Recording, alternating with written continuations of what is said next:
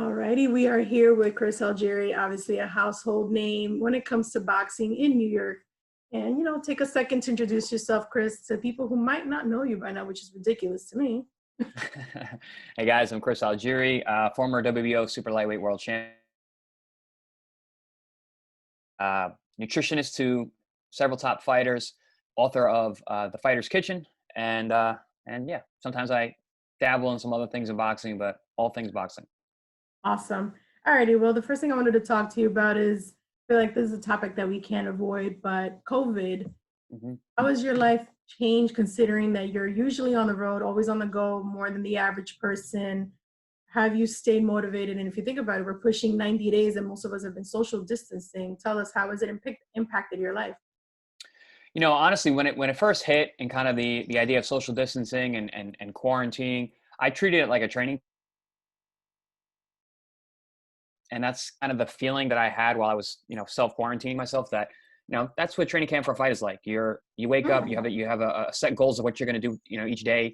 I'm managing my own meals. I'm basically in control of my training camp anyway in terms of what my schedule looks like. So pretty much I was just kind of sticking to that. But honestly, after about 2 months of it, I was pretty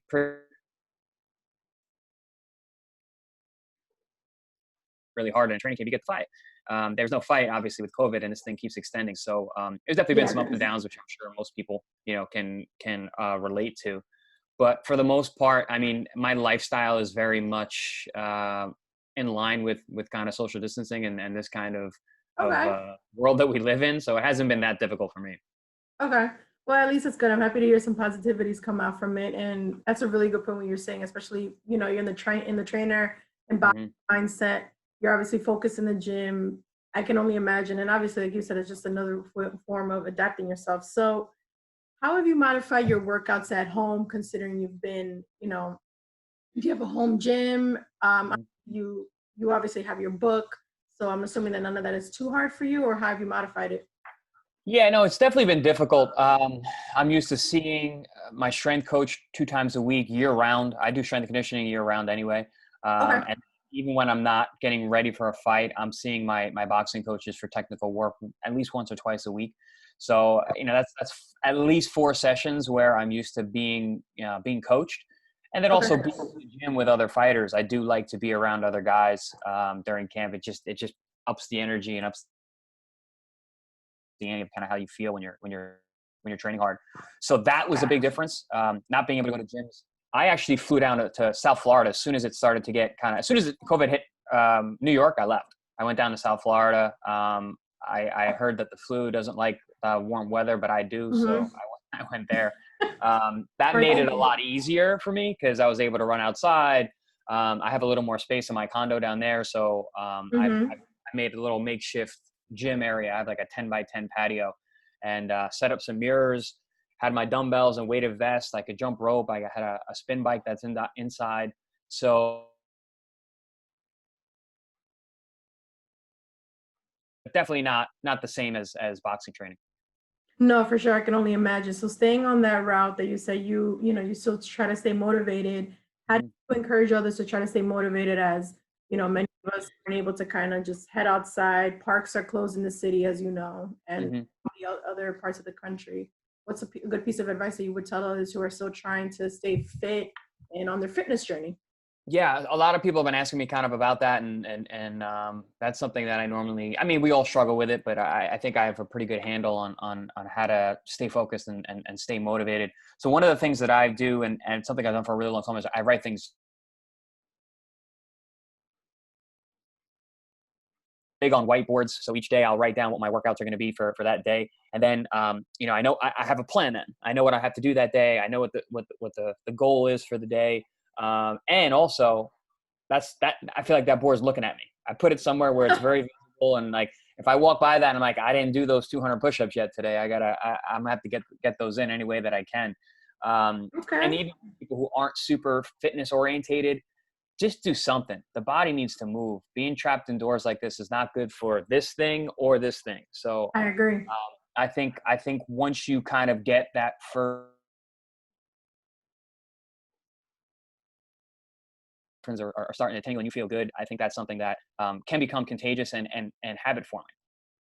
Gotcha. Well, staying on that topic, I've been dying to talk to you about the Fighter's Kitchen. I love it. I love the cover. I love how, yeah, I love how you explain everything from A to Z. I think it's so user friendly. So, obviously, for those of you guys who don't know, he has a degree in healthcare science from Stony Brook. And what inspired you to kind of make this book, or is it something that's been in the back of your mind, or are you just really passionate about nutrition? So I'm definitely very passionate about nutrition.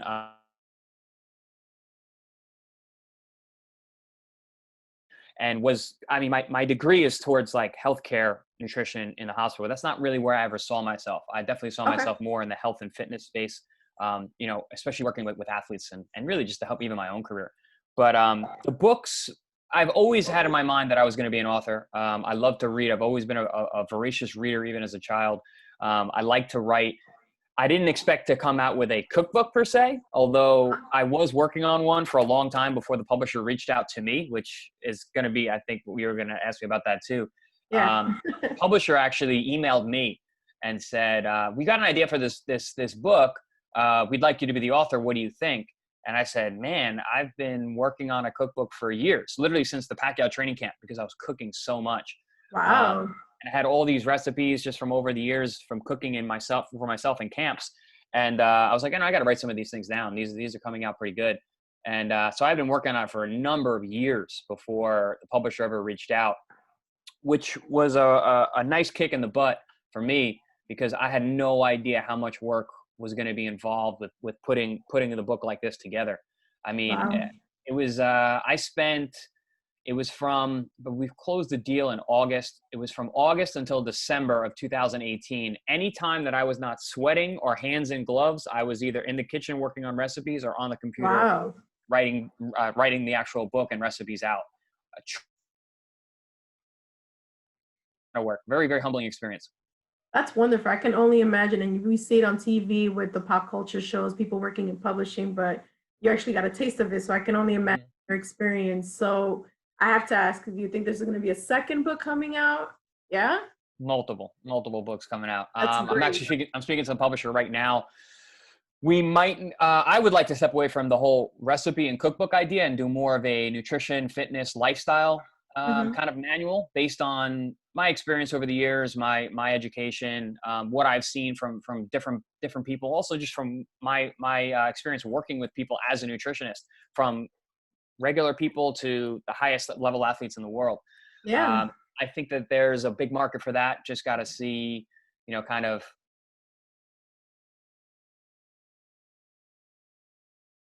came out. So working with the same group of people, I think would be really beneficial, so we can put out something really quality again.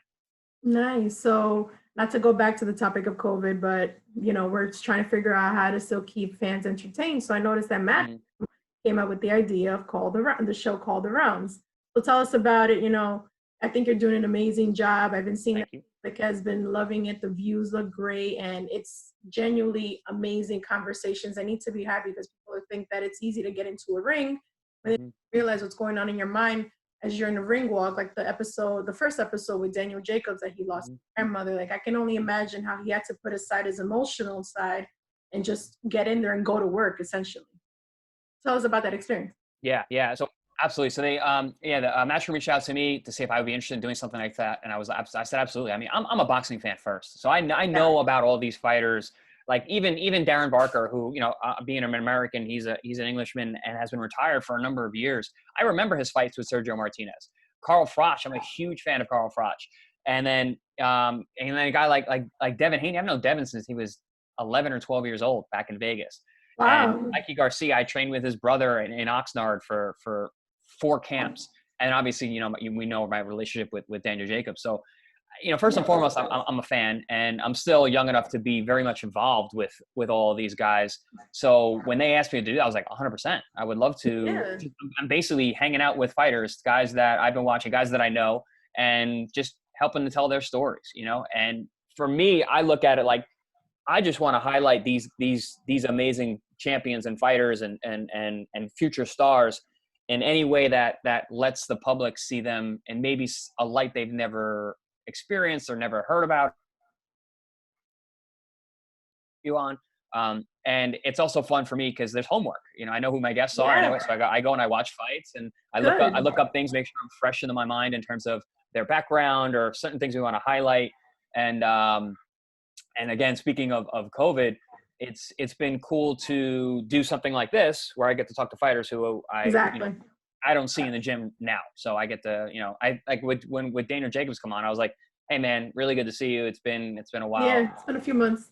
Yeah, how's the family? Kind of thing. So yeah, it's been a really fun experience, and I'm glad that the feedback has been positive. That's wonderful. And I'm really happy to hear that. So I really hope that the show continues after COVID. I feel like it could turn into a potential podcast. And this is just me, the boxing fan in me, hoping to listen to, Hmm. because I feel like boxing is still, all right, it's not one of the top four sports, but then when it's a big name fight, people all of a sudden get reeled back in. And I feel like it's the type of show that could keep the fan and even the new age fan, like the Devin Haney's of the world, who are Hmm. not even 20 yet. So I think Yeah. something that could be really great. Definitely stay tuned. We do have a few more. We got a few more in the holster, and then we got plans for more to roll out. So Perfect. Now, to close it off, because I know you have a busy schedule, what's something that you're dying to do once COVID is over, per se, or once we're able to kind of go out into the world freely without having to wear a damn mask? first thing that comes to mind is punch somebody in the face. Because, but not I really, love not really, that. yeah, not really what you're really probably pertaining to. But not, I don't mean like a street fight, but I mean No, like no, no, I know. just we haven't sparred locked down. Florida was really locked down. Like we haven't been able to spar and do anything like that in a long Yeah, time. So it's funny how much you do miss that when you've been doing it for 20 years. Um, God, I want to sit down in a restaurant with my yeah, friends and be within arm's reach of people and be able to share a meal. Cooking is such a big part of my life, and food in general is such a big part of my life. Spending time with my friends and my family over food is one of my favorite things to do. So this has been difficult for me in that sense. I agree. Luckily, Yeah. I'm around my family, and we cook. We all cook. We cook. Wow. Like we on Sundays we go to my mom's house and we all cook. Everybody cooks. So I haven't been missing it that bad just because of that. But I do miss hanging out with my friends and being able to share a meal. Yeah, awesome. Well, Chris, it's always been a pleasure to speak to you. Thank you so much for this early morning meeting. I appreciate you and hope that, we're able to see you one in the ring, because I can't Hmm. see who's your opponent, how you're going to condition yourself, because I know that from experiences I've seen your training camps and everything, but really can't wait to see what other projects you have for us in store.